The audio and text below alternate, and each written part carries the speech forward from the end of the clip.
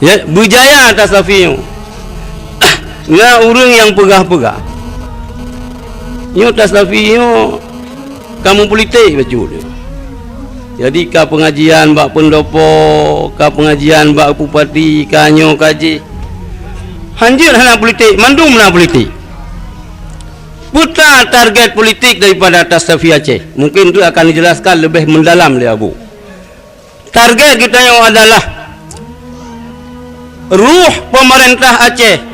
Ruh pemerintah Aceh Jaya adalah terisi dengan Tasafi.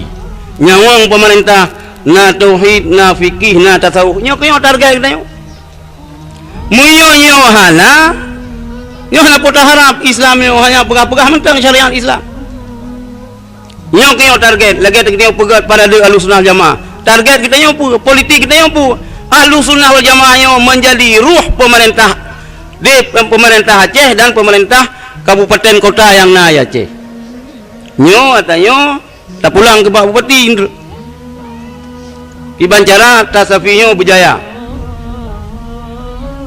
Kibancaya Abu maju. Bakal lagayan nunggu. Karena nyo Abu sebenarnya usia Abu kalimah Abu. Abah Asnawi kalimah Abu kalimah. Tapi lam lumahnya neutron nunggu pakai neutron. Karena ancaman ke depan paling rayu.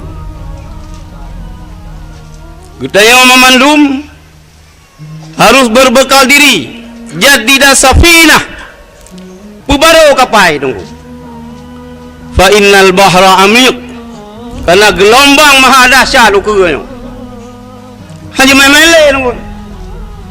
Nyo hana le main-main kan program-program nyo but tindakan nyata. Kapai kajian pubaro tunggu. Karena gelombang tsunami lebih dahsyat ukurnya ini.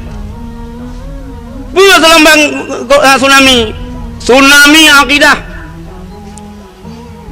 tsunami yang mengancam Ahlussunnah wal Jamaah, tsunami yang mengancam akhlak dan peradaban orang Aceh. Maka Abu neutron